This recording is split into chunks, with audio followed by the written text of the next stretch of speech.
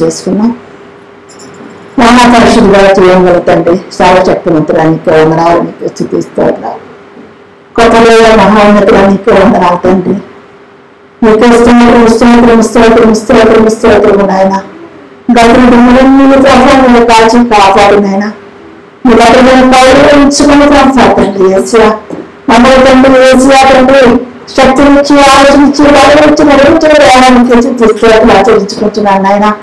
దేశానికి స్తోత్రాలు ఆచరించుకుంటున్నాను ప్రభా. ఈ ఆరాధన సమయంలో ప్రభా చిన్నలో కూడి ప్రభా తండ్రి తండ్రి తండ్రి సమయంలో ధ్యానిస్తుండగా ఆరాధిస్తుండగా అలంకరిస్తుండగా తండ్రి ఈ మాట సంచారం చేయని వచ్చిన శక్తిని ఇచ్చిన వందనాలు తండ్రి. తండ్రి సహాయం వచ్చిందన్నా మీకు వందనాలు. ఈ ఉంచుకోండి ఉంచుకోండి అయినా ఉంచుకోండి వందనాలు. మీకు వందనాలు చెల్లించుకుంటున్నాను ఆయన. ఇప్పుడు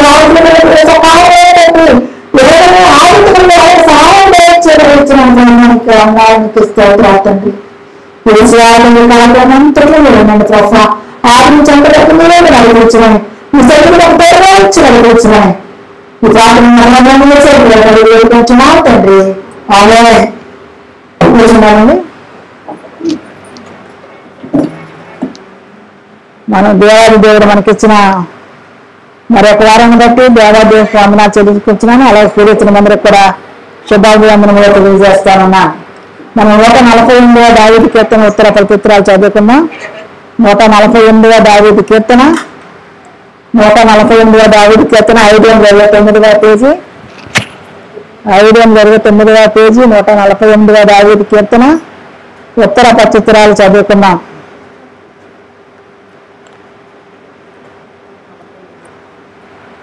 యెహోవాను స్తుతించుడి, ఆకాశ రాజ్యములో యెహోవాను స్తుతించుడి, ఉన్నత స్థలముల నివాసులారా ఆయనను స్తుతించుడి. మీరందరూ ఆయనను స్తుతించుడి, ఆయన సైనికులారా మీరందరూ ఆయనను స్తుతించుడి. సూర్యచంద్రులారా ఆయనను స్తుతించుడి, కాంతి గల నక్షత్రములారా మీరందరూ ఆయనను స్తుతించుడి.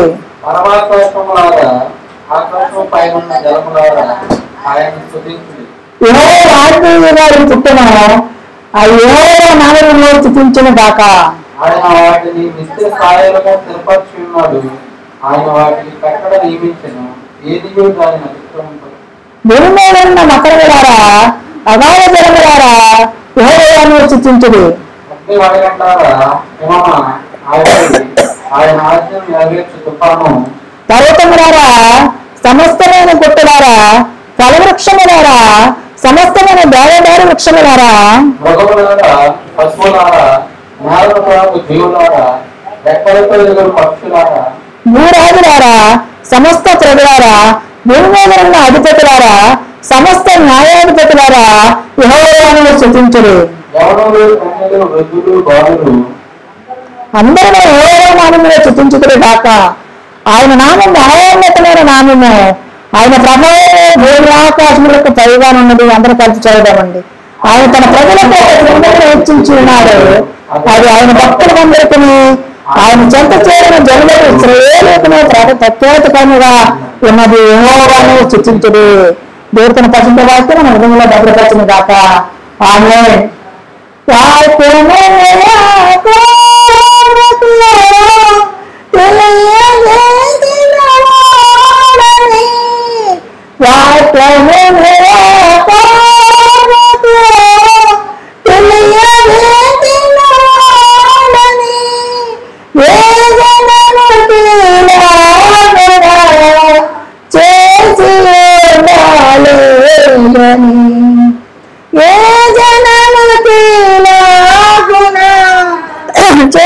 చేయలేదని దేవునికి స్తోత్రము గానము చేయుటయే మంచిది మనమందరము స్తుతి గానము చేయుటయే మంచిది.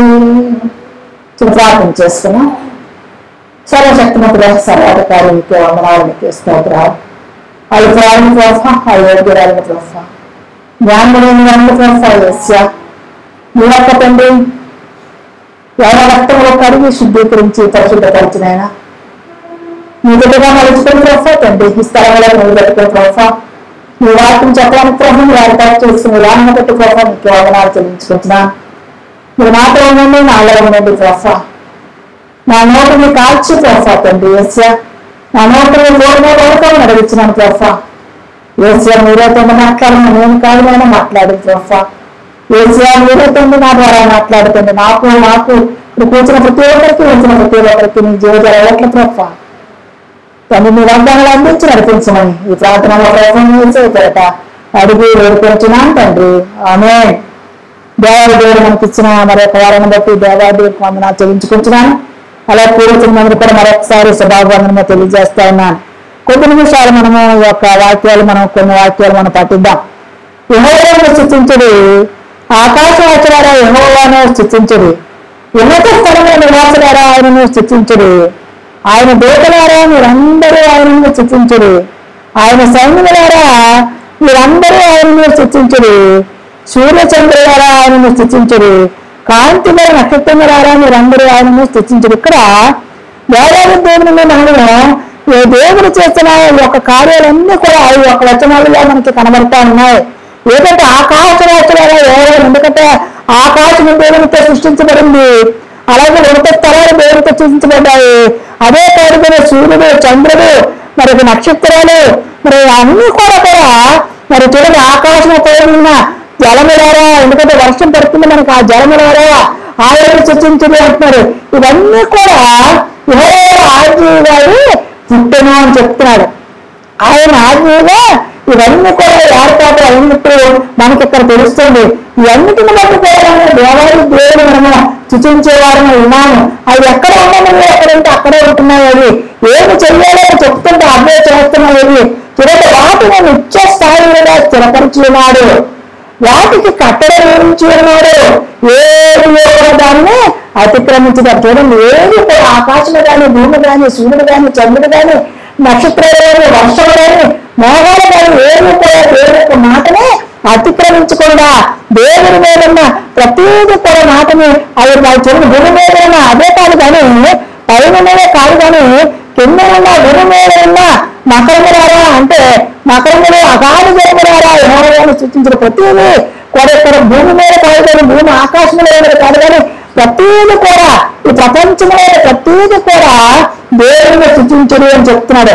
అగ్ని వడగండ్లారా ఇనుమ ఆయి ఆయన ఆజ్ఞ నెరవేర్చు తుఫాను పర్వతములారా సమస్తమైన గుట్టలారా ఫలవృక్షములారా సమస్తమైన దేవవార వృక్షములారా చూడండి అన్ని మొక్కలు మరి ఆయి వర్షము నీళ్లు వడగండ్లు అగ్ని అవన్నీ కూడా పర్వతములు సమస్తమైన బొట్టలు మృగములు పశువులు నేలల ప్రాకు జీవులు రెక్కలతో పక్షులు భూరాజులు సమస్త ప్రేరులారా. హల్లెలూయా. దేవాది దేవుడు ఏ ఒక్కరిని కూడా మనకి విడిచిపెట్టలేదు, ఎక్కడ కూడా ఎవరిని కూడా మర్చిపోలేదు. ఏ టైంలో ఏ స్థానంలో ఎక్కడ ఎవరు ఉండాలో అన్ని కూడా దేవుడు మానవుల గురించి ఏర్పాటు చేశాడు. ఆయన ఇలాగ మీద ప్రతిదీ ఏర్పాటు చేసి ఆఖరికి ఆయన ఏం చేశాడు, నేలమంటితో నరిని నిర్మించడం జరిగింది. అంతకే అంటున్నాడు భూరాజులారా సమస్త ప్రజలారా పురివేదన అధిపతులారా సమస్త న్యాయాధిపతులారా యెహోవాను స్తుతించరు. ఎందుకంటే పురివేదన సమస్తము కూడా ఆయన స్తుతించాలని అంటున్నాడు. ప్రతిదీ కూడా న్యాయాధిపతులు జనాలు అనేటి అవన్నీ కూడా యెహోవాను స్తుతించరు. అదే కాదు కానీ అని అంటున్నాడు యవ్వనులు వృద్ధులు బాలులు అందరూ కూడా ఆయన నామాన్ని సూచించాలి అని అంటున్నారు. కాబట్టి ప్రతిదీ కూడా దేవుని యొక్క నామాన్ని సూచించడానికి ఆయన అర్హత కలిగి చేయడము ఇక్కడ మనకు తెలుస్తా ఉంది. అందుకే అంటున్నాడు ఆయన ఆకాశవాసులారా యెహోవాను స్తుతించుడి. ఆకాశవాసులారా యెహోవాను స్తుతించుడి. ఉన్నత స్థలముల నివాసులారా యెహోవాను స్తుతించుడి. హల్లెలూయా. ఉన్నత స్థలముల నివాసులారా యెహోవాను స్తుతించుడి. ఆకాశవాసులారా యెహోవాను స్తుతించుడి. ఆయన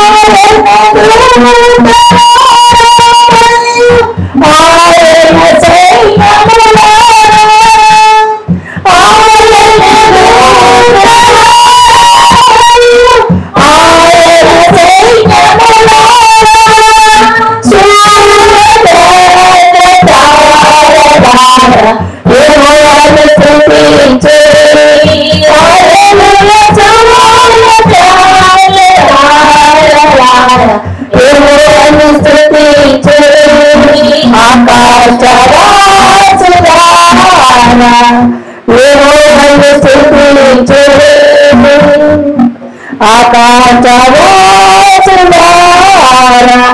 యెహోవాను స్తుతించుడి. సమస్తము జనులారా మరియు జనములాధిపతులారా సమస్తము జనులారా మరియు జనములాధిపతులారా యుద్ధము యెహోవాను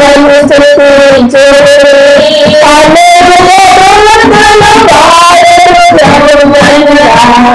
యెహోవాను స్తుతించుడి. ఆకాశవాసులారా యెహోవాను స్తుతించుడి. ఆకాశవాసులారా యెహోవాను స్తుతించుడి. హల్లెలూయా.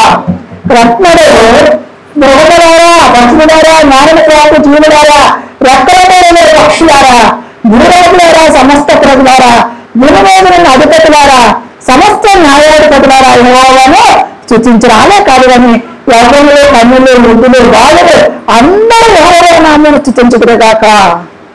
ఆయన నామం మహోన్నతమైన నామము. ఆయన ప్రభావం భూమి ఆకాశములకు పైగానున్నది. ఆయన తన ప్రజలకు ఒక శృంగమును హెచ్చించి ఉన్నాడు. అది ఆయన భక్తులందరికీ, ఆయన చెంతకు చేరిన జనులకు, ఇశ్రాయేలులు కూడా ఎలాగుందట ప్రఖ్యాతి అంటే పేరు తెచ్చేదిగా ఉన్నాడు. ఇవన్నిటిని బట్టి, దేవుడు చేసిన కార్యాలు బట్టి, దేవుడు చేసిన గొప్ప కార్యాలు మనుషులు మానవుడికి ఈ లోకంలో ఎలా జీవించాలి, సుఖంగా జీవించడానికి ఏ విధంగా కావాలి అన్నీ కూడా దేవుడు ఏర్పాటు చేసిన విధానాన్ని బట్టి ఆ దేవుని మనము స్తుతించే వారముగా ఉన్నాము. కాబట్టి దేవుడికి మనము ఎంత ఇచ్చినా ఏమి ఇచ్చినా కానీ సరే మనము ఏమి చెల్లించుకోలేము. కానీ ఆయనకు మనం ఏం చేయాలి? స్తుతుల మీద ఆధారపడ్డ దేవుడు కాబట్టి ఆయనకు మనము స్తుతులు చెల్లించుకోవాలి. దానిని బట్టి మనము అలాగే మనము ఎలా ఏం చేయాలంటే 1 కొరింథీయులకు రాసిన పత్రిక 14వ అధ్యాయం 1 కొరింథీయులకు రాసిన పత్రిక 14వ అధ్యాయం 15వ వచనం చదువుదామండి. కాబట్టి ఇవన్నీ చేసిన కార్యాలు బట్టి ఆత్మతో ప్రార్థన చేతును, మనసుతో ప్రార్థన చేతును, ఆత్మతో పాడుగును, మనసుతో పాడుగును, లేని ఆత్మతో స్తోత్రము చేసినప్పుడు ఉపదేశము పొందినడుగా మీరు చెప్పుదానని గ్రహించలేడు గనక మీకు కృతజ్ఞతలు చెల్లించినప్పుడు ఆయనని వాడు ఎలాగో పలుకును. మీరైతే బాగుగానే ప్రతిచర్చలు చెల్లించుతున్నా కానీ ఎదుటివాడు క్షేమాభివృద్ధి పొందడు, తండ్రిగా అంటాడు.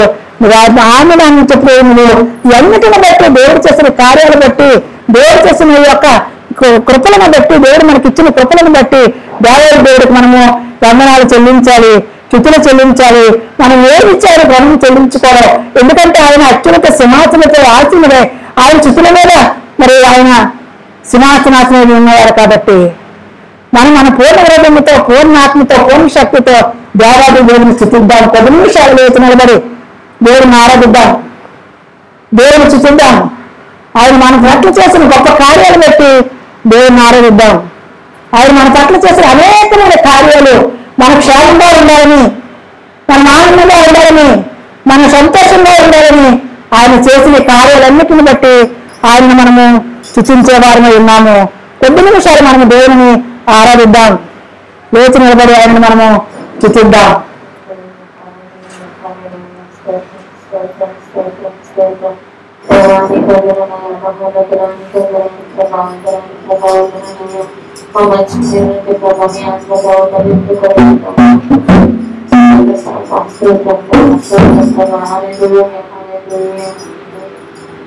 ఇదిగో దేవా నా జీవితం అపవాదవస్త్రం ఇదిగో దేవా నా జీవితం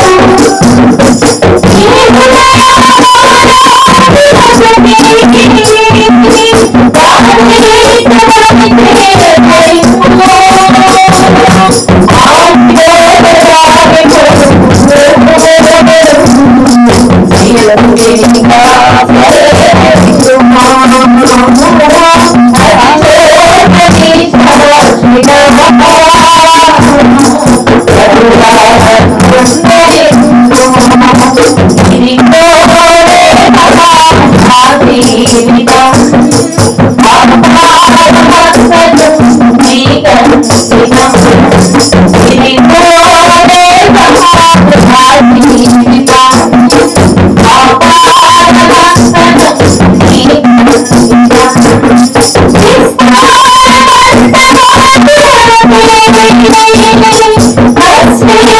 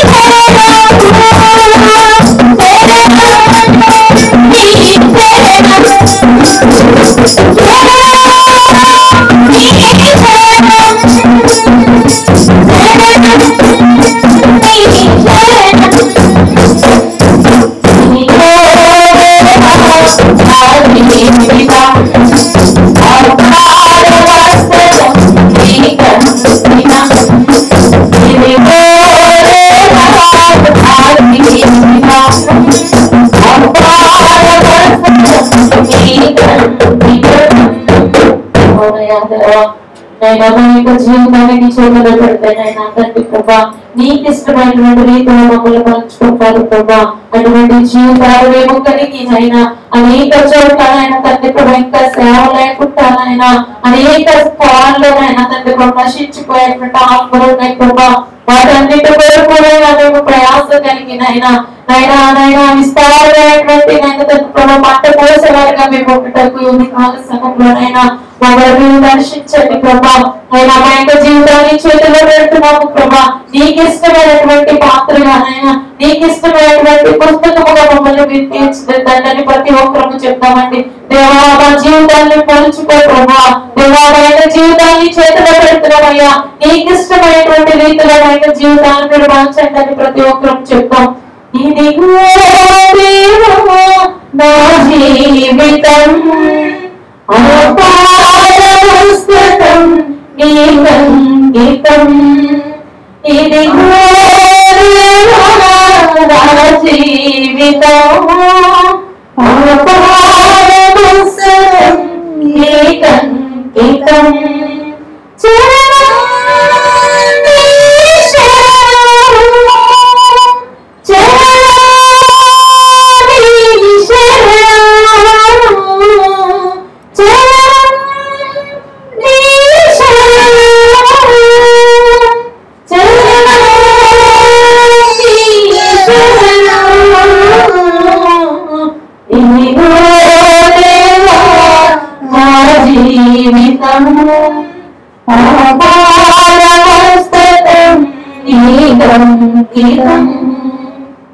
సర్వశక్తిమంతుడా నీకే వందనాలు, నీకే స్తోత్రాలు ప్రభా. మా యొక్క తండ్రి ఆత్మను శరీరాలు ప్రభా నీకు అంతకం చేసుకుని ప్రభా తండ్రి నీ పడక తండ్రి ఏసియామైన తండ్రి తండ్రి అనేక విధాలుగా ప్రభా ఓర్పుతో సహనంతో నిరీక్షణ కలిగి జీవించడానికి మాకు నేర్పించమని అడుగుతున్నాను ఆయన. తండ్రి మా పూర్ణ హృదయంతో ఆరాధించారు ప్రభా. మా పూర్ణ శక్తితో ఆరాధించారు నాయన. మా పూర్ణ మనసుతో ఆరాధించడానికి తండ్రి ఏసియా నాకు నేర్పించిన అడుగుతున్నాను ఆయన. నీకే వర్ణాలు నీకే చూపిస్తారు తండ్రి. భయంకరమైన రోజుల్లో ప్రభా నీ శరీరం ప్రేమించండి ప్రభా. ఏం చేయాలి నీకే వందనాలు చెల్లించుకుంటున్నాను ఆయన. తండ్రి ఆరోగ్యాలు ప్రభా ఏం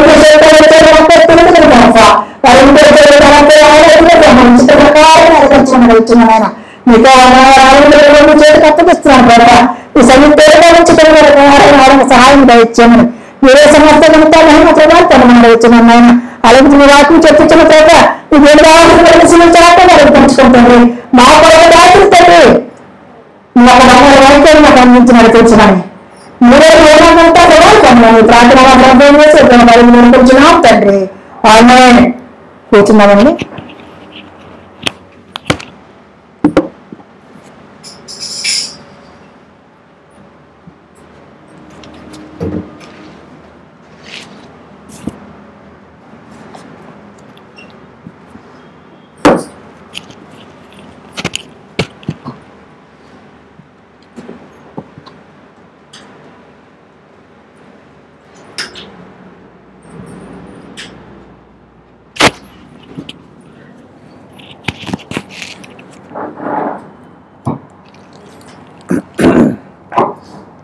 హల్లెలూయా. అందరూ కళ్ళు మూసుకుంటే చిన్న ప్రార్థన చేసుకుందాం.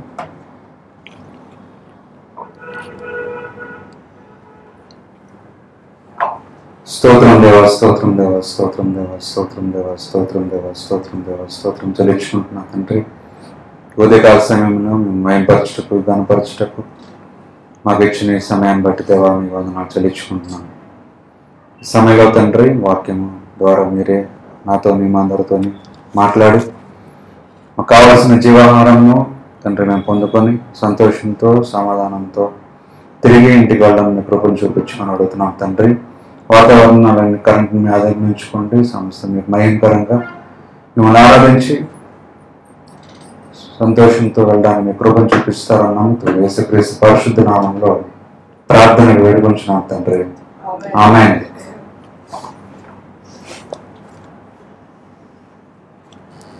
బైబిల్ చూద్దాం. బైబిల్ తీసినట్లయితే హీబ్రూ రాసిన పత్రిక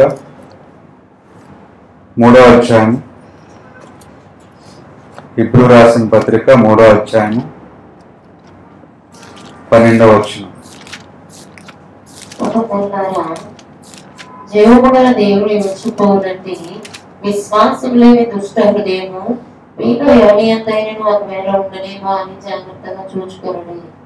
సో దేవుడు అక్కడ ఏం మాట్లాడుతున్నారు? విశ్వాసంలో జీవిస్తున్న మనము, దేవుని బిడ్డలుగా చర్చకొస్తూ ప్రార్థన చేస్తున్న మనకి ఏం లేకూడదని జాగ్రత్త పడమంటున్నారు.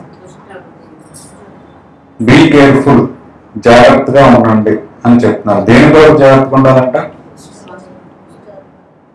దృష్టాత్మ లేదా విశ్వాసము లేని మనసు ఉన్నదేమో జాగ్రత్త పడమంటున్నారు. ఈ రెండు ఉంటే ఏమవుతుందంట? దేవుని దగ్గర నుంచి మనం దూరం అయిపోతాం. మనం దేవుని దగ్గరగా చర్చకు వస్తున్నాం, లేదంటే ప్రార్థన చేసుకుంటున్నాం, అది అక్కడ ఫిజికల్ కాదు. ప్రార్థన అనేది ఫిజికల్, చర్చిలో కూర్చుంటే ఫిజికల్. కానీ మనసు దేవుని దగ్గరగా ఉండాలంటే ఏముండాలంట? విశ్వాసం ఉండాలి, తర్వాత దృష్టాత్మ ఉండకూడదు అని అక్కడ దేవుడు మాట్లాడుతున్నారు. సరే మళ్ళీ చదవండి. ఇప్పుడు 3వ అధ్యాయం 12వ వచనం. సహోదరులారా, జీవము గల దేవుని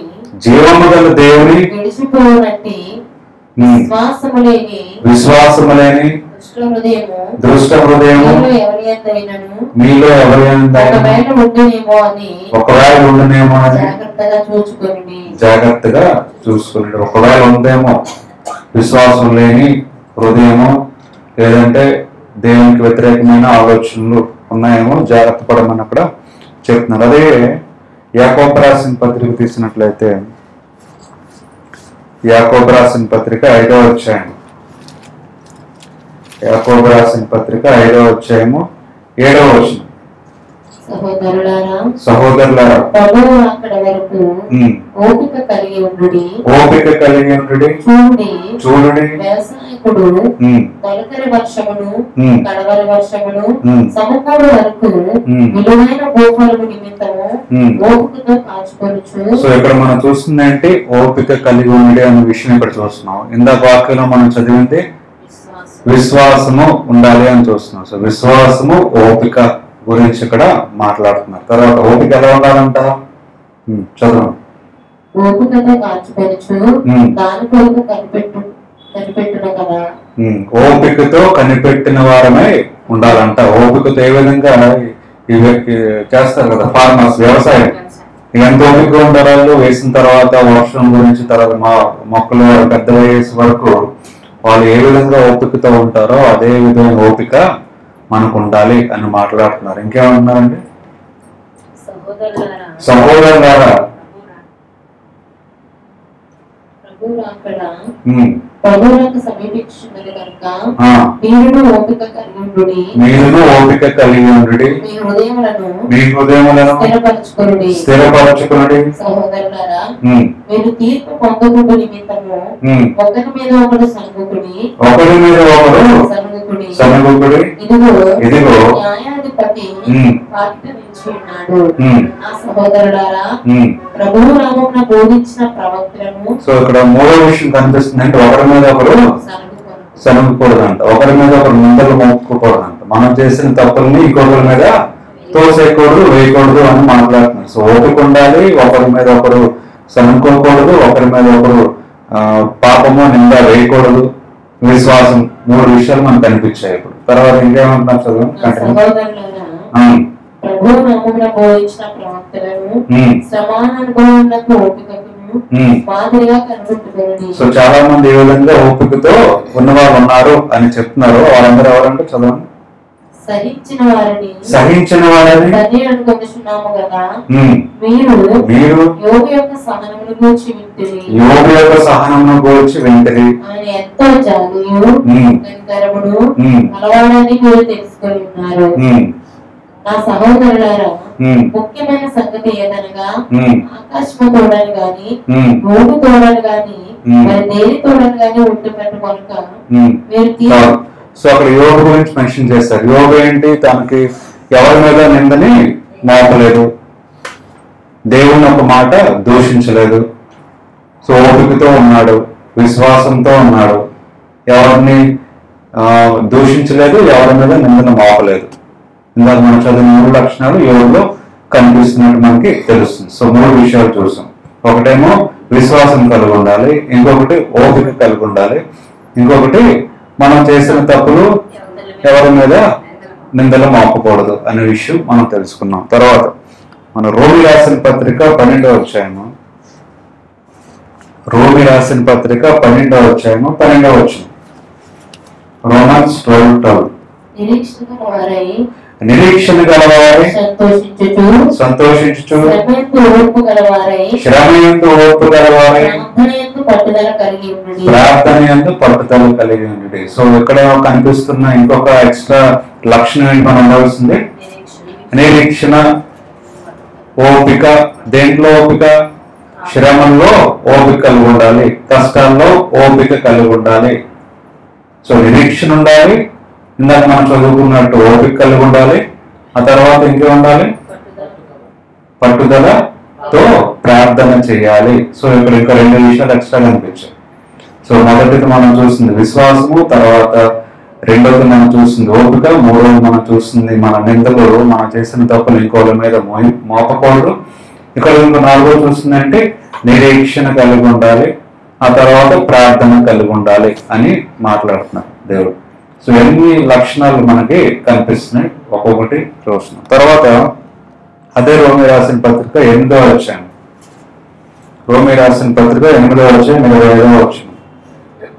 8:25. నా ప్రజలు కాని వారి కొరకు నా ప్రజలనియు ప్రియురాలు కాని దానికి ప్రియురాలనియు పేరు పెట్టుదును, మరియు జరుగునది రోమన్స్ 8:25. మనం చూడని దాని కొరకు నిరీక్షించిన ఓపికతో దాని కొరకు కనిపెట్టదము. సో నిరీక్షణ అంటే ఏంటి?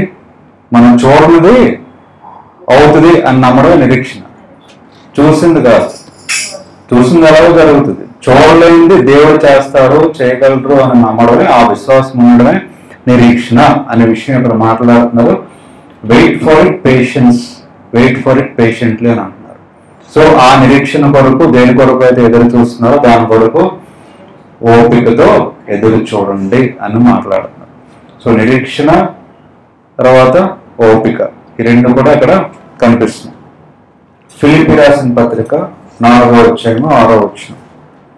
ఫిలిప్పీ రాసిన పత్రిక 4వ అధ్యాయము 6వ వచనం.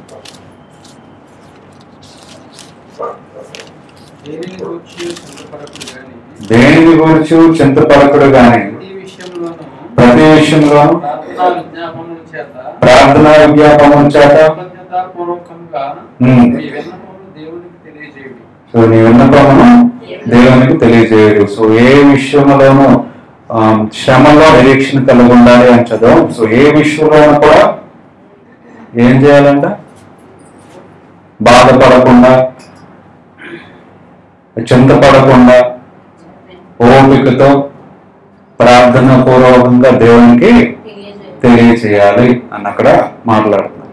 సో ఇప్పుడు చదివిన వాక్యాలన్నింటిలో మనకు కనిపిస్తుంది ప్రార్థన, నిరీక్షణ, ఓపిక, సహనము, విశ్వాసము, పట్టుదల ఇవన్నీ ఉండాలి అనే విషయాల్లో ఈ కొన్ని వాక్యాలు, ఈ లక్షణాలు మనం కలిగి ఉండాలి అని బైబిల్లో ఉండేవి. సామ్స్ చాప్టర్ 37, కీర్తనలు 37, సామ్స్ 37:7 అక్కడే ఉందో యెహోవా ఎదుట యెహోవా ఎదుట మౌనముగా నుండి ఆయన కొరకు కనిపెట్టుకొనుము. తన మార్గంలో వర్ధిల్లు వారిని చూచి వ్యసన పడకము, దురాలోచన నేర్చుకునే వారిని చూచి వ్యసన పడకము. చాలు. సో ఏమంటున్నారు ఇక్కడ దేవుడు? ఆయన కొరకు కనిపెట్టుకొని ఉండుము అని మాట్లాడుతున్నారు. సో మనం చదివిన వాక్యాలన్నింటిలో కామన్ గా కనిపిస్తుంది ఏంటి లక్షణాలు?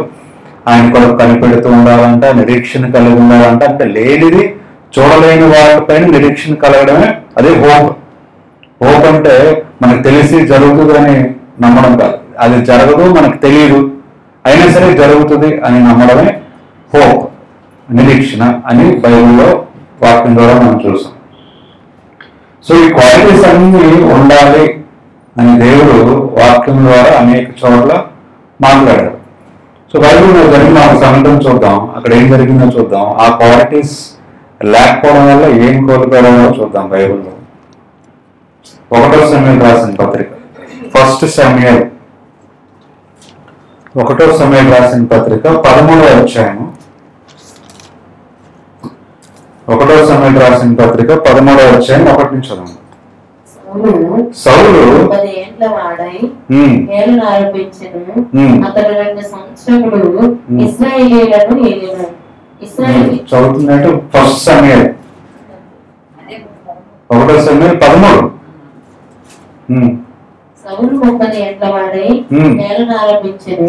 అతడు 2 సంవత్సరములు ఇశ్రాయేలీయులను ఏలెను. ఇశ్రాయేలీయులు 3000 మందిని ఏర్పరచుకొనెను. వీరిలో 2000 మంది మిక్మాషులోను బేతేలు కొండలోను సౌలు వద్ద ఉండిరి. 1000 మంది బెన్యామీనీయులు, గిబియోనులో యోనాతాను వద్ద ఉండిరి. మిగిలిన వారిని అతడు వారి నేలలకు పంపివేశాడు. ఏం జరుగుతుందంటే, ఏం చేశాడు సౌలు? ఎంతమందిని ఎంచుకున్నాడు? 3000 మందిని ఎంచుకున్నాడు. దేని కొరకు? ఫిలిస్తీన్తో యుద్ధం చేయటం కొరకు. ఫిలిస్తీన్తో యుద్ధం కొరకు 3000 మందిని సౌలు ఎంచుకున్నాడు. దాంట్లో 2000 మంది సౌలుతో ఉన్నారు. ఇంకొక 1000 మంది సౌలు కొడుకైన యోనాతాను దగ్గర ఉన్నారు. వేరే వేరే ప్రాంతాల్లో. మిక్మాష్ అనే ప్రాంతంలో సౌలు ఉన్నాడు, గిబియా అనే ప్రాంతంలో యోనాతాను ఉన్నాడు. సో అక్కడ 2000 మంది, ఇక్కడ 1000 మంది, టోటల్ 3000 మంది సౌలు ఏర్పరచుకున్నాడు యుద్ధం చేయడానికి ఫిలిస్తీన్తో. మిగతా వాళ్ళందరినీ ఏం చేశాడు? ఎవరో ప్లేస్ లో వాళ్ళని టెలిఫోన్ చేసి పంపించాడు. సో 3000 మంది ఉన్నారు. ఆ తర్వాత ఏం జరిగింది? 3వ వచనం. యోనాతాను గెబాలో ఉన్న ఫిలిస్తీన్ని హతము చేయగా ఆ సంగతి ఫిలిస్తీన్లకు వినబడెను. మరియు దేశమంతటా హెబ్రీయులు వినవలెనని సౌలు బాకా ఉదించెను. సౌలు ఫిలిస్తీయుల దండును హతము చేసినందున ఇశ్రాయేలీయులు ఫిలిస్తీయులకు ఏలేయులని ఇశ్రాయేలుకు వినబడగా జనులు గిల్గాలులో సౌలునందుకు కూడి వచ్చిరి. సో ఇప్పుడు సౌలు ఎక్కడ ఉన్నాడు? మిష్మాష్ లో ఉన్నాడు. కుమారుడేమో గిబియాలో ఉన్నాడు. చంపింది ఎవరు ఫిలిస్తీన్ని? యోనాతాను. మనోడు ఏం చేస్తున్నాడు? సౌలు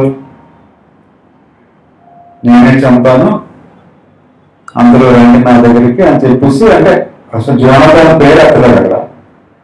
ఫిలిస్తీన్ హతం చేసాం అని చెప్పేసి అక్కడ వార్త చెప్పడం జరిగింది. సో మనుషులందరూ ఏం చేశారంటే సౌలు దగ్గరికి వచ్చారు. అందరూ కూడా హెల్ప్ చేయడానికి వచ్చారు. వస్తే 5th verse చదవండి.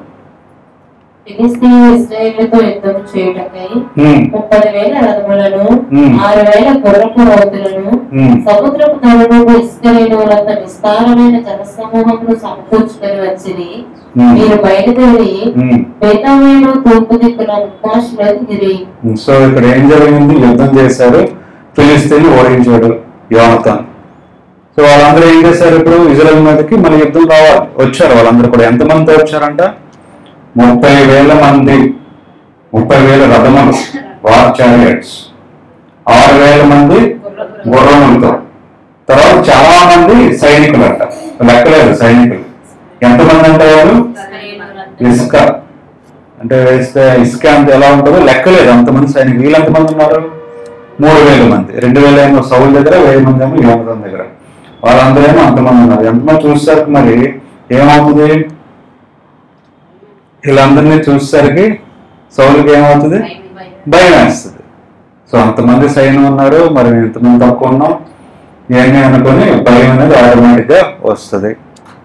భయం వచ్చినప్పుడు ఇంతకుముందు సమయంలో ఏం చేశారంటే, మీరు యుద్ధానికి వెళ్ళండి, నేను ఒక వారంలో నేను వస్తాను, వచ్చి మీతో ఉంటాను, లేదంటే వచ్చి నేను దేవునికి సాక్రిఫైస్, దేవునికి బలి అర్పిస్తానని చెప్పారు సమయం సౌలుతో. అలాగేనని చెప్పేసి సౌలు బయలుదేరారు. సో దేవుని పరంగా యుద్ధం జరగాలి, దేవుని సహాయంతో యుద్ధం జరగాలి, ఆ విధంగా జరగాలని సమయం చెప్పారు. విజయాన్ని ఇస్తానని సమయం చెప్పారు సౌలుతో, దేవుడు విజయాన్ని ఇస్తారని చెప్పారు సమయంతో సౌలుకి.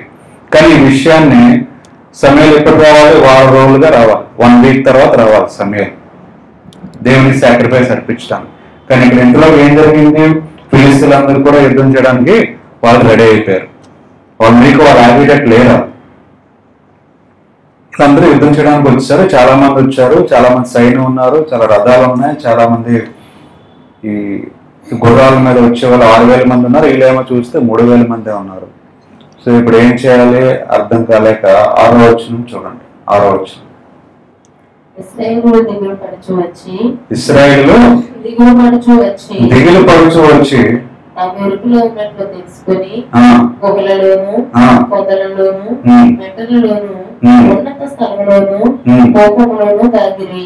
సో ఎంత చూసి ఇజ్రాయెల్ ప్రజలందరూ ఏమైపోయారంట? ఆ సైన్యం అంతాను ఎక్కడ పెడితే అక్కడ దాకుని పోయారంట, పారిపోయారంట చూసి. సో కనిపిస్తుంది ఏంటి అక్కడ? భయం కనిపిస్తుంది. ఆ ప్రజల్లో భయం రావడం సరే సాధారణమే, ఎందుకంటే అంతమంది సైన్యం ఉన్నారు. కానీ దేవుని పక్షానగా వెళ్తున్నప్పుడు ఆ భయం అనేది ఉండకూడదు అని చెప్పారు. సమయంలో ఏం చెప్పారు? విజయాన్ని ఇస్తానని చెప్పారు. 1 వీక్ ఆగిన తర్వాత సాక్రిఫైస్ చేద్దామని చెప్పేసి అన్నారు. కానీ ఇక్కడ అలా కాదు, వీళ్ళు భయపడిపోతూ అందరూ ఎవరి మట్టుకు వాళ్ళు వెళ్ళిపోయారండి. సో 3,000 మంది ఇటువంటి చల్లా చెదరైపోయారు, మిగిలింది 600 మంది మిగిలారు. ఆ తర్వాత ఏం జరిగింది? కొందరు దాటి గాదు దేశంలోను గిలాదులకును వెళ్ళిపోయారు, కానీ సౌలు ఇంకా గిల్గాలులోనే ఉండేది. జనులందరూ భయపడచ్చు అతన్ని వెంబడించిరి. తర్వాత చదవండి. సమూయేలు చెప్పినట్టు అతడు 7 దినములు ఆగి సమూయేలు గిల్గాలునకు రాకపోవటయు తన ఎదుటి చెదరిపోవటయు చూచి. సో ఇప్పుడు ఏం జరిగింది? సమూయేలు రావాలి, యుద్ధం చేయాలంటే సమూయేలు వచ్చి బలి అర్పించాలి దేవునికి, అప్పుడు దేవుడు సహాయం చేస్తానని చెప్పారు. సౌలేమో వెయిట్ చేయాలి, సమూయేలు గురించి వెయిట్ చేయాలి, ఆ బలి అర్పించినంత వరకు వెయిట్ చేయాలి. అంటే ఎలా వెయిట్ చేయాలి? దేవుడు గెలిపిస్తారని, అంటే ఓపిక సహనము ఉండాలి అక్కడ సౌలుకి. ఆ బలి అర్పిస్తేనే కానీ విజయం రాదు. ఆ బలి ఎవరు అర్పించాలి? సమూయేలు అర్పించాలి. సో ఓపిక ఉండాలి, సహనం ఉండాలి. అప్పటికే ఏమవుతుంది? చుట్టుపక్కల సిచ్యువేషన్ అక్కడ ఆ సైన్యంలో ఉన్న వాళ్ళందరూ పారిపోతున్నారు. ఇంకా సమూయేలు రాలేదని చెప్పేసి, యుద్ధంలో అందరూ వస్తున్నారని చెప్పేసి ఉన్నవాళ్ళు కూడా ఏమైపోయారంట? వెళ్ళిపోతున్నారు, సౌలుని వదిలేయడానికి సిద్ధమవుతున్నారు. సో అక్కడ పరిస్థితి అనుకూలంగా లేదు. సౌలుకి ఇబ్బందులు మొదలయ్యాయి, మనుషులు లేని సహాయానికి, ఎవరు లేరు, ఒంటరిగా అయిపోయాడు. అటువంటి పరిస్థితుల్లో మామూలుగా ఏం చేయాలి? దేవుణ్ణి వేడుకోవాలి, లేదంటే సమయం వచ్చిన వరకు వెయిట్ చేయాలి. కానీ అక్కడ ఏం జరిగింది చూద్దాం. దహన బలులను, సమాధాన బలులను నా ఎద్దకు తీసుకొని రమ్మని చెప్పి దహన బలి అర్పించెను. దహన బలి అర్పించి చాలించిన వెంటనే సమూయేలు వచ్చెను. సౌలు అతన్ని కలుసుకొని అతనికి వందనము చేయుటకై బయలుదేరగా సమూయేలు అతనితో నీవు చేసిన పని ఏమని అడిగిను. సో అక్కడ ఏం జరిగిందంటే సమూయేలు ఇంకా వస్తున్నాడు, వచ్చేంత వరకు వెయిట్ చేయకుండా, ఓపిక లేకుండా, సహనం లేకుండా బలి అర్పించడానికి రైట్స్ లేవు సౌలుకి, సమూయేలే అర్పించాలి. అలాంటి ఏం చేశారంటే సౌలే తీసుకురమ్మని చెప్పి బలి అర్పించాడు. సో దేవుడికి అలా చేయడం దేవుని చిత్తం కాదు, సమూయేలు చేయాలి ఆ పని. కానీ ఇక్కడ సౌలే ఆ పని చేసినట్టు కనిపిస్తుంది. సో ఆ చేసిన పని తప్పే దేవుని దృష్టిలో.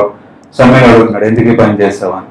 ఇప్పుడు ఏం చెప్తున్నా చూడండి. సమూయేలు అతనితో నీవు చేసిన పని ఏమని అడిగిను. అందుకు సౌలు జనులు నా ఎదురుండి చెదిరిపోవుటయు, నిర్ణయ కాలమున నీవు రాకపోవుటయు, ఫిలిష్తీయులు మిక్మాషులో కూడింటయు నేను చూచి. చాలు. ఇక్కడ ఏం కనిపిస్తుందండి మనకి సౌలులో ఉండే లక్షణాలు? ఒకటి భయం కనిపిస్తుంది, శత్రువులు అంటే. దేవుడు ఉండగానే దేవుడు చెప్తున్న మాటలు పట్టించుకోకుండా భయం కనిపిస్తుంది. ఇంకొకటి డిసోబీడియన్స్, దేవుని మాటకి లోబడని తత్వం కనిపిస్తుంది అక్కడ. Disobedience, fear. ఇంకొకటి ఏంటి? ఓపిక లేదు. సమయంలో వచ్చినంత వరకు ఆగే ఓపిక లేదు, సహనం లేదు, ఒక నిరీక్షణ లేదు. సరే దేవుడు చెప్పారు చేస్తారు అని నిరీక్షణ లేదు. సమయం వస్తారు, వచ్చిందో వెయిట్ చేద్దాం అని ఓపిక లేదు, సహనం లేదు. ఇవన్నీ చేస్తున్నారు, ఇవన్నీ లేవు అని అడిగితే ఇప్పుడేం చెప్తున్నాడు సౌలు? నేను ఇవన్నీ చేయడానికి కారణం నేను కాదు, నేను చేసిన తప్పు కాదు, నువ్వు ఆలస్యంగా వచ్చావు అని నింద ఎవరి మీద మోపుతున్నాడు? సమూయేలు మీద మోపుతున్నాడు. తర్వాత ఇంకేమంటున్నాడు? ఆ ప్రజలందరూ పారిపోతున్నారు నా దగ్గర నుంచి, ఎవరు ఉండట్లేదు అని ప్రజల మీద మోపేశాడు.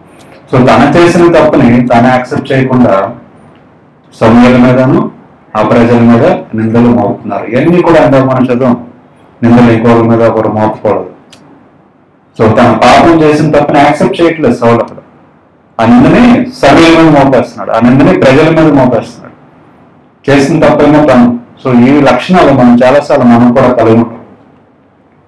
ఏంటది? దేవుడి మీద సహనం ఉండదు, దేవుడు చెప్పిన మాట మీద ఓపిక ఉండదు, వెంటనే ఇవ్వాలని కోరుకుంటాం. కానీ దేవుడు ఆశపడుతుందంటే ఓపిక, సహనమును. సో మనకు ఓపిక, సహనం లేకపోతే దేవుడు ఇంకా పరీక్షిస్తారు. యోగుకి పరీక్షించారు. ఎంత విశ్వాసం ఉంది యోగుకి అయినా సరే దేవుడు పరీక్షించారు. యోగు ఎంత సహనం ఉందో చూద్దామని. విశ్వాసుల తండ్రిని అబ్రహాముని అంటాం మనం.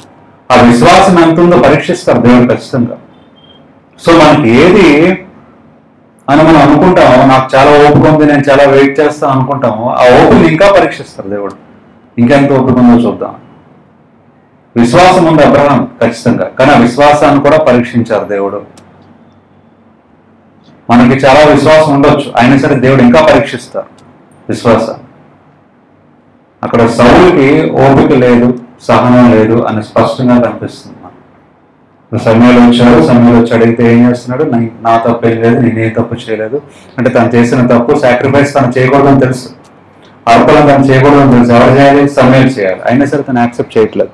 నువ్వు లేటుగా వచ్చావు, అందరూ వెళ్ళిపోతున్నారు, అందుకే నేను చేయాల్సి వచ్చింది. సో మనం చేసిన తప్పును ఒప్పుకోకుండా వేరే వాళ్ళ మీద నింద మోపడం అనే లక్షణం అక్కడ సౌల్లో కనిపిస్తుంది. ఆ లక్షణం మనలో ఉండకూడదు. ఉంటే ఏం జరుగుతుందో కూడా మనం చూడొచ్చు.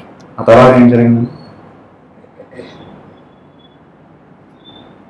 సమూయేలు అతనితో నీవు చేసిన పని ఏమని అడిగాను. అందుకు సౌలు జనులు నా ఎదురుండి చెదిరిపోవుటయు, నిర్ణయ కాలమున నీవు రాకపోవుటయు, ఫిలిష్తీయులు మిక్మాషులో కూడింటయు నేను చూచి, ఇంకను యెహోవాను శాంతిపరచుకుని ఫిలిష్తీయులు గిల్గాలునికి వచ్చి నా మీద పడదులనుకొని నా అంతటా నేనే సాహసించి దహన బలి అర్పించుతాను. సో ఏం జరిగిపోతుందనే భయం, వాళ్ళు చంపేస్తారన్న భయం. యుద్ధానికి వచ్చేస్తున్నారు, ఫిలిష్తీయులు రెడీ అయిపోయారు. 6,000 మంది ఉన్నారు, తర్వాత 30,000 మంది, 30,000 గుర్రాలు ఉన్నాయి. అన్ని కూడా అవన్నీ భయం చూసి తను చేయకూడని పని, చేయాల్సిన పని చేయకుండా, వెయిట్ చేయకుండా భయం చూసి తను ఏ పని అయితే చేయకూడదు ఆ పని చేస్తారు.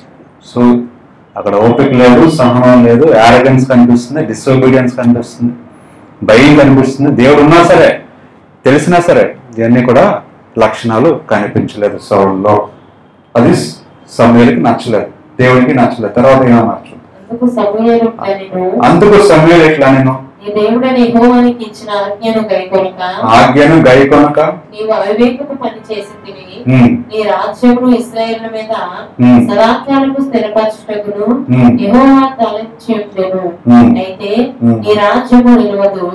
యెహోవా తన చిత్తానుసారమైన మనసు గల ఒకరిని కనుగొని ఉన్నాడు. నీకు ఆజ్ఞాపించిన దానిని నీవు కైకొనకపోతివి కనుక యెహోవా తన జనుల మీద అతనిని అధిపతిగా నియమించును. ఏమంటున్నాడు దేవుడు? ఆయన సౌలు రాజుగా ఉన్నాడు, ఎంతకాలం రాజుగానే ఉన్నాడు. కానీ దేవుడు ఏమంటున్నాడు? ఎప్పుడైతే లక్షణాలు కలిగి ఉన్నాడో, దేవుని డిసోబీడియంట్ గా ఉన్నాడో, ఓపిక లేకుండా సహనం లేకుండా ఉన్నాడో, దేవుడు ఏం చెప్పారు? తన రాజుగా ఉండే పదవిని తీసేస్తానని చెప్పారు. తీసేసి ఆ పదవికి అర్హుడున్న వారికి ఒక దేవుడు కనుక్కున్నారని చెప్పారు. వారిని రాజుగా నిర్మిస్తానని చెప్పారు. సో దాని ఇంతవరకు అనుభవిస్తున్న బ్లెస్సింగ్స్ అన్ని కూడా ఏం చేస్తారంటే దేవుడు తీసేశారు బ్లెస్సింగ్స్. సో అదే ప్లేస్ లో ఇంకొకరిని నిలబెట్టారు. సో దేవుడు కూడా ఏం చేస్తారు? సహనంతో ఓపికతో మన పట్ల చూస్తారు, ఎదురు చూస్తూ ఉంటారు. మారతాడా మారడా, లేదంటే ఎంతవరకు ఓపిక కలిగి ఉన్నాడు, సహనం కలిగి. దాని ఎగ్జాంపులే యోబు అని ఇందాక మనం చదువు బైబుల్. యోబుకి ఎంత సహనం ఉందో దేవుడు పరీక్షించారు. అబ్రాహాంకి ఎంత విశ్వాసం ఉందో దేవుడు పరీక్షించారు. ఎంత ఒబీడియంటో పరీక్షించారు. బైబుల్లో చాలా మంది పరీక్షించిన తర్వాత దేవుడు వాళ్ళ బ్లెస్సింగ్స్ ని ఇచ్చినట్టు మనకు తెలుస్తుంది, ఆశీర్వాదం. సో సౌలుకి అది లేదు, అది కనిపించలేదు.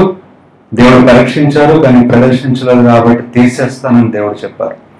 సో దేవుడు మన పట్ల అనుకున్న బ్లెస్సింగ్స్ ని మనం పొందుకోవాలి అంటే ఖచ్చితంగా మనకు ఉండాల్సింది ఏంటి? ఓపిక ఉండాలి. శ్రమల్లో మనం ఓపిక కలిగి ఉండాలి, శ్రమలో నిరీక్షణ కలిగి ఉండాలి, విశ్వాసం కలిగి ఉండాలి.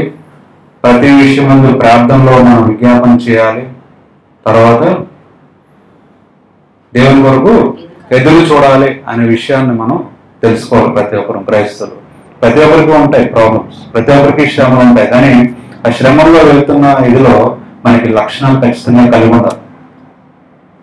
మనం పొందుకోవాలి అంటే, ఆ బ్లెస్సింగ్స్ మనకు రావాలి అంటే దేవుడు పరీక్షిస్తూ ఉంటారు. ఇంకా ఎంత సహనం ఉందో చూస్తూ ఉంటారు. దేవుడు సహనం కోల్పోతాం, దేవుడు విడిచిపెట్టేస్తాం అని కూడా చూస్తాం. ఒకవేళ మనం సహనం కోల్పోతే మనకు రావాల్సిన బ్లెస్సింగ్స్ దేవుడు తీసేస్తారు. సో మనం లైఫ్లో ముందుకెళ్తున్నప్పుడు, మనకు ఆ గురితో ముందుకెళ్తున్నప్పుడు, ఒక ప్రాబ్లమ్ని ఫేస్ చేయాలనుకున్నప్పుడు, ఒక గురితో మనం సాధించాలి అనుకున్నప్పుడు ఏదైనా ఆ వెళ్ళే మార్గంలో దేవుడు మనకు మార్గం చూపిస్తారు. చూపించిన ప్రక్రియలో మన విశ్వాసము, ఓపిక, సహనము కలిగి ఉండాలి. మధ్యలో జరిగేవన్నీ కూడా మనం ఒక తప్పు చేస్తే అది వేరే వాళ్ళ మీద నిన్న మోపకూడదు. సౌలు చేసినట్టు మనం చేసిన తప్పుని యాక్సెప్ట్ చేయాలి, మార్చుకోవాలి, దేవుని మార్గంలో ముందుకెళ్ళాలి. అందుకని ముందులో వేరే వాళ్ళ మీద మోయడానికి వీలు లేదు దేవుని వాక్యం ప్రకారం. సో ఈ లక్షణాలు మనందరం కలిగి ఉంటే ఖచ్చితంగా దేవుడు మన కొరకు దాచి ఉంచిన బ్లెస్సింగ్స్ ని మనం పొందుకుంటాం, మనం సాధించుకోగలం. దేవుడు తన మార్గంలో మనల్ని నడిపిస్తాడు. దేవుడి వాక్యాన్ని దీవించుకుంటారు. ఆమేన్. కళ్ళు మూసుకుంటే చిన్న ప్రార్థన చేసుకుందాం. స్తోత్రం దేవా, స్తోత్రం దేవా, స్తోత్రం దేవా, స్తోత్రం చెల్లించుకుంటున్నా తండ్రి. ఇంతవరకు వాక్యం ద్వారా నడిపించారు తండ్రి, వందనాలు చెల్లించుకుంటున్నాను. ఈ వాక్యం ద్వారా బలపడి మీ బిడ్డలుగా, మీ సాక్షులుగా జీవించడానికి మాకు సహాయం దయచేయండి. సమస్త మీరే మహిమ ఘనత మా ద్వారా పొందుకోండి. యేసుక్రీస్తు పరిశుద్ధ నామములో ప్రార్థనలు వేడుకుంటున్నాం తండ్రి. ఆమేన్. పాట పాడుకుంటూ దేవునికి మనం కానుకలు సమర్పించుకుంటాం.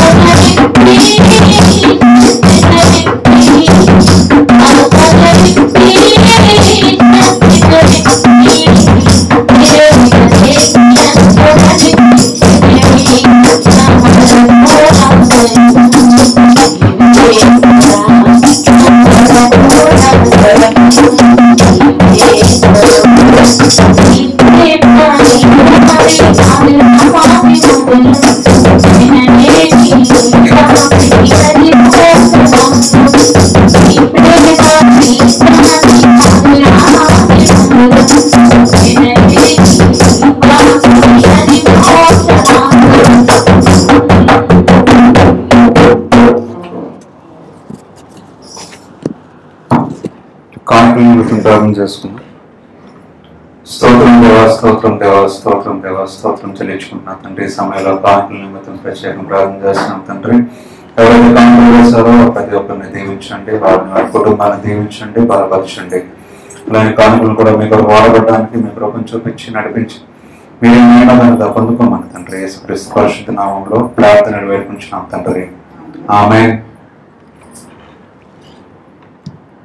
చివరి ప్రార్థన చేసుకుందాం, ఆశీర్వాదంతో ముగించుకుందాం. నెక్స్ట్ వీక్ అదేవిధంగా మార్నింగ్ ఆరాధన ఉంటుంది, 8 o'clock. అందరూ గమనించి రావాల్సిందిగా మనం చేసుకుంటున్నాం.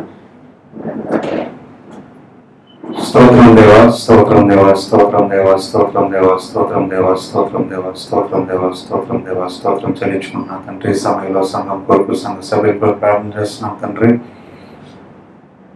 సంఘాన్ని దీవించండి, బలపరచండి తండ్రి. అలాగే వచనాటి కొరకు అంకులకు ప్రార్థన చేస్తున్నాం, వెంటనే దీవించండి, బలపరచండి తండ్రి. సవాల్ చేస్తున్న అంకులు వెళ్ళిండగా మీరే సహాయం దయచేయండి. అనేక మంది రక్షణ పొందుకొని మార్గం నడవడానికి సహాయం దయచేయండి తండ్రి. తిరిగి ఆరోగ్యం దయచేయండి, బలపరచండి. అలానే ప్రసాదాన్ని ప్రార్థన చేస్తున్నాం, జ్యోతిని ప్రార్థన చేస్తున్నాం తండ్రి. ఇద్దరి పిల్లలను బట్టి ప్రార్థన చేస్తున్నాం. మా కుటుంబాన్ని దీవించండి, బలపరచండి. వాళ్ళ ఆలోచనని, వాళ్ళు చేస్తున్న ప్రతి పని, వాళ్ళు చేస్తున్న ప్రతి ప్రయత్నాన్ని తండ్రి మీరు బ్లెస్ చేయండి, మార్గం చూపించండి, నడిపించండి. స్టడీస్లో సహాయం దయచేయండి తండ్రి. అలానే దాన్ని ప్రకాశపడి ప్రార్థన చేస్తున్నాం. దానికి జ్ఞానం శక్తిని దయచేయండి. ప్రొఫెషనల్గా, స్పిరిచువల్గా ఇంకా బలపడి తండ్రి మీ సాక్షిగా జీవించడానికి కృపను చూపించమని అడుగుతున్నాం తండ్రి. నేను బట్టి ప్రార్థన చేస్తున్నాం, కుటుంబాన్ని బట్టి ప్రార్థన చేస్తున్నాం తండ్రి. మీరు తోడుగునండి, సహాయం దయచేయండి. వాళ్ళ బంధువులందరిని బట్టి ప్రార్థన చేస్తున్నాం తండ్రి. మీరు ప్రతి ఒక్కరితో మీరే ఉన్నట్టు నడిపించండి, బలపరచండి. నేను పాలంటిని బట్టి ప్రార్థన చేస్తున్నాం, శ్రీధనాటిని బట్టి ప్రార్థన చేస్తున్నాం. ఇతను కూడా దీవించి బలపరచండి తండ్రి. వాళ్ళకి ఏదో అవసరమో సమస్తం మీకు తెలిసిన ఆరోగ్యం దయచేయండి. ప్రతి విషయంలో, ప్రతి ఆలోచనలో, ప్రతి పనిలో మీరే మార్గం చూపించి నడిపించమని అడుగుతున్నాం తండ్రి. జోసఫ్ని బట్టి ప్రార్థన చేస్తున్నాం, హస్బెండ్ని బట్టి ప్రార్థన చేస్తున్నాం. ఇద్దరిని దీవించండి, బ్లెస్ చేయండి, ఈ మార్గం నడిపించండి తండ్రి. అలాగే అమ్మమ్మ నాన్న ప్రార్థన చేస్తున్నాం, వృద్ధాపన సహాయం దయచేయండి, ఆరోగ్యం దయచేయండి. ప్రతి విషయంలో, ప్రతి పనిలో తండ్రి మీరు నడిపించండి, బలపరచండి. అలాగే నా బంధువులందరినీ బట్టి ప్రార్థన చేస్తున్నాం తండ్రి. మీరు ప్రతి ఒక్కరితో మీరే ఉండండి, ప్రతి ఒక్కరిని మీరు బ్లెస్ చేసి నడిపించమని అడుగుతున్నాం తండ్రి. కిందలో ఉన్న ఫ్యామిలీలో ప్రార్థన చేస్తున్నాం, కుటుంబంతో మీరు ఉండండి, మీరు నడిపించండి. అలాగనే మనీని బట్టి ప్రార్థన చేస్తున్నాం, ఇద్దరు పిల్లలను బట్టి ప్రార్థన చేస్తున్నాం తండ్రి. కుటుంబాన్ని సహాయం దయచేయండి. వాళ్ళు చేస్తున్న జాబ్లో మీరు తోడుగుండండి, బ్లెస్ చేయండి తండ్రి. వాళ్ళకి ప్రతి ఆలోచనలో మీరు తోడుగుండండి, మీరు బలంగా వాడుకోమని అడుగుతున్నాం తండ్రి. అలాగనే తండ్రి వాళ్ళ చేతిని స్వస్థపరచండి. మీ కొరకు ఇద్దరు పిల్లలు వాడపడ్డాను, మీరే మార్గం చూపించి నడిపించమని అడుగుతున్నాం తండ్రి. నైబర్స్ బట్టి ప్రారంభం చేస్తున్నాం తండ్రి. ప్రతి ఒక్కరితో మీరే ఉండండి, ప్రతి ఒక్కరిని మీ జ్ఞానం శక్తిని దయచేసి మిమ్మల్ని తెలుసుకొని మార్గం నడవడానికి కృపను చూపించమని అడుగుతున్నాం తండ్రి. ఈ బిల్డింగ్ చుట్టూ మీరు ఎక్కడ చోట భద్రపరిచి మీ హోలీ స్పిరిట్తో నింపండి, సంఘాన్ని దీవించండి తండ్రి. అమ్మను కూడా ఆరోగ్యం దయచేయండి తండ్రి. బాడీ పెయిన్స్ని, లెగ్ పెయిన్స్ని తీసివేసి ప్రతి చోట, ప్రతి విషయంలో ఎక్కడికి వెళ్ళినా, ఎక్కడికి వచ్చిన తండ్రి మీ తోడుగుని నడిపించి మీరు మహిమ ఘనత పొందుకోమని అడుగుతున్నాం తండ్రి. తమ్ముడు గారు మీ చెప్తున్న నెరవేర్చుకోండి, జ్ఞానం శక్తిని దయచేయండి, మీరే బలపరచుకొని అడుగుతున్నాం తండ్రి. అలాగే నా గురించి ప్రార్థన చేస్తున్నాం తండ్రి. ప్రతి విధంగా బంధకం నుంచి విడిపించి తండ్రి ఇంకా మీ కొరకు వాడబడడానికి కావాల్సిన జ్ఞానం శక్తిని దయచేసి మీరే ఆలోచన దయచేసి నడిపించమని అడుగుతున్నాం తండ్రి. అలాగే తండ్రి ఎవరైతే హాస్పిటల్లో అనారోగ్యంలో బాధపడుతున్నారో తండ్రి, ఆర్థిక సమస్యల్లో ఉన్నారో, తినలేని వారు, ఇల్లేని వారి గురించి ప్రార్థన చేస్తున్నాం తండ్రి. ఒంటరి ఉన్న వారి గురించి ప్రార్థన చేస్తున్నాం. ఎవరైతే జీవితాలని తండ్రి నాశనం చేసుకున్నారో వాడి గురించి ప్రార్థన చేస్తున్నాం తండ్రి. ప్రతి ఒక్కరితో మీరే ఉండండి, ప్రతి ఒక్కరితో మీరే మాట్లాడండి, మిమ్మల్ని తెలుసుకొని నూతన జీవితాన్ని ప్రారంభించడానికి సహాయం దయచేయమని అడుగుతున్నాం తండ్రి. అలాగే నా ఫ్రెండ్ గురించి ప్రార్థన చేస్తున్నాం, వారి కృష్ణ గురించి ఇంకా స్వస్థపరచండి తండ్రి, ఇంకా నిలబెట్టండి, బలపరచండి. మీ వరకు తండ్రి సాక్షిగా నిలబెట్టుకొని మీరే వాడుకోమని అడుగుతున్నాం తండ్రి. ఇక్కడైతే సంఘాల్లో ప్రార్థన జరుగుతున్నాయి, ప్రతి సంఘం గురించి ప్రార్థన చేస్తున్నాం తండ్రి. సంఘ కావల గురించి ప్రార్థన చేస్తున్నాం తండ్రి. మీరే సంఘాన్ని నడిపించండి, బలపరచండి. మీరే తండ్రి సంఘాన్ని దీవించమని అడుగుతున్నాం తండ్రి. అలానే తండ్రి దేశంలో, రాష్ట్రంలో శాంతి సమాధానం ఉండేలాగా మీరు సహాయం దయచేయండి. రాజకీయ నాయకులు జ్ఞానం దయచేయండి తండ్రి. అందరూ కూడా శాంతి సమాధానంతో అంటే మిమ్మల్ని ఆరాధించటకు ఏ అడ్డం లేకుండా సంతోషంతో మిమ్మల్ని ఆరాధించటకు కృపను చూపించమని అడుగుతున్నాం తండ్రి. అలాగనే దాన్ని గారద మర్చిపోయిన ప్రతి ఒక్కరిని మీరు దీవించి బలపరచండి. మళ్ళీ మీ సన్నిధిలో మేము చేరేంత వరకు. అలాగనే తన కమల ఆంటీ గురించి ప్రార్థన చేస్తున్నాం తండ్రి. మరి మా మధ్య తీసుకొచ్చినందుకు వందనాలు చెల్లించుకుంటున్నాం. ఆంటీకి కూడా మా ఆరోగ్యం దయచేయండి, కాలో ఉన్న ప్రతి నొప్పిని తీసివేయండి, వారి కుటుంబాన్ని దీవించండి తండ్రి. బాబుని అలాగనే రాగిని రజనీని బట్టి ప్రార్థన చేస్తున్నాం. మా కుటుంబంలో ఉన్న అందరిని బట్టి ప్రార్థన చేస్తున్నాం తండ్రి. కుటుంబాన్ని దీవించండి, బలపరచండి, ఆరోగ్యం దయచేయండి. వారు చేస్తున్న ప్రతి జాబ్ని బ్లెస్ చేయండి తండ్రి. ఆంటీ కూడా మరి శాంతి సమాధానం దయచేయండి, మంచి ఆరోగ్యం దయచేసి మంచి సమయం అంత గడపడానికి మీ కృపను చూపించమని మీరే మహిమ ఘనత మందరి ద్వారా పొందుకోమని యేసుక్రీస్తు పరిశుద్ధ నామములో ఈ ప్రార్థనలు వేడుకుంటున్నాం తండ్రి. ఆమేన్.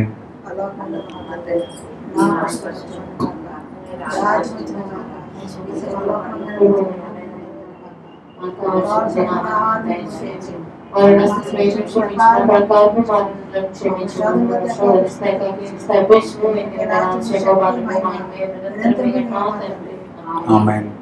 మన తండ్రి అయిన దేవుడు, కుమారుడైన యేసుక్రీస్తు, పరిశుద్ధాత్మ యొక్క అన్యోన్య సహవాసం ఇప్పుడు ఎల్లప్పుడు మనందరికీ తోడై నడిపించును గాక. ఆమేన్.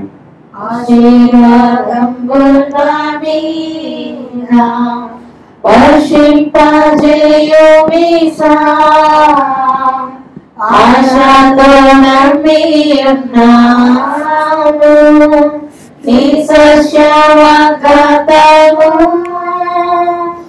ఈ బాహి మీద కృపారించుమో దేవా